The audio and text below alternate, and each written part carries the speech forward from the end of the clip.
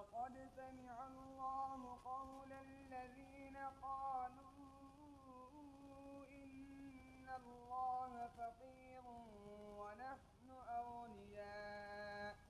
سنكتب ما قالوا وقتلهم الأنبياء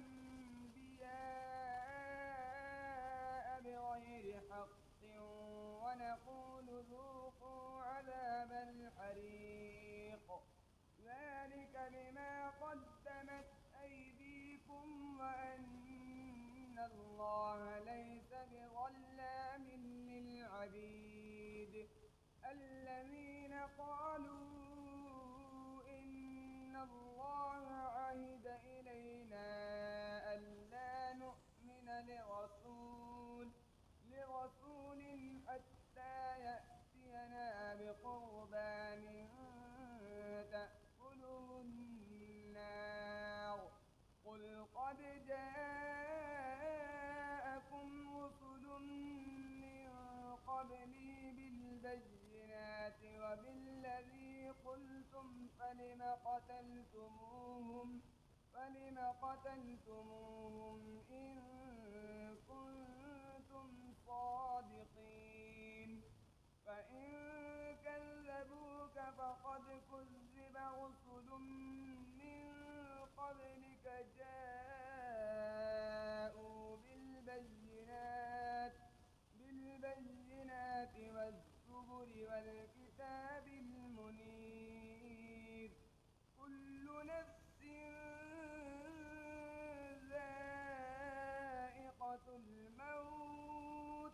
وإنما توفون أجوركم يوم القيامة فمن زحزح عن النار وأدخل الجنة فقد فاز فما الحياة الدنيا إلا متاع الغرور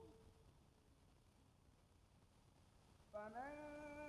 زحزح عن النار وأدخل الجنة فقد فاز وما الحياة الدنيا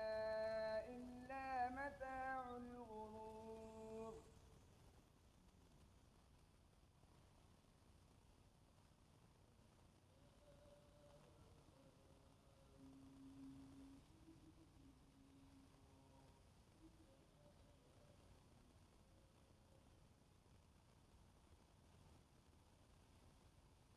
بسم الله الرحمن الرحيم ألف لام ميم را تلك آيات الكتاب والذي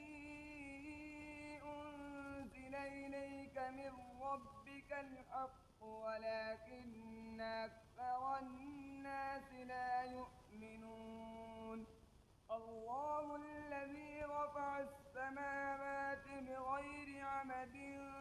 ترونها ثم استوى على العرش يدبر الأمر ما من شفيع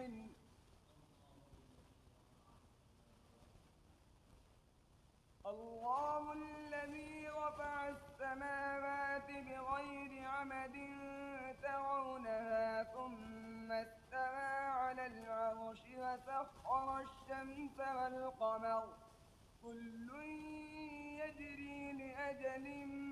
مسمى يدبر الأمر يفصل الآيات لعلكم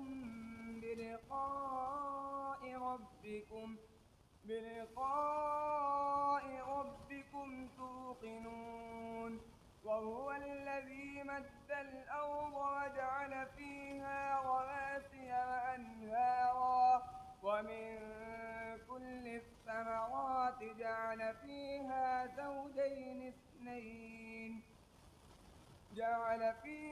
زوجين اثنين يغشي الليل النهار إن في ذلك لآيات لقوم يتفكرون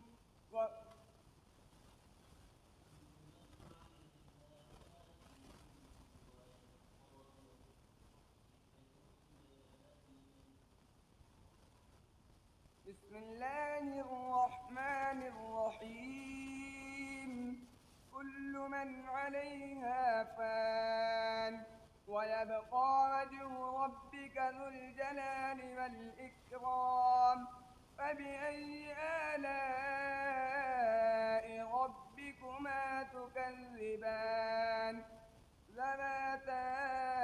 أفنان فبأي آلاء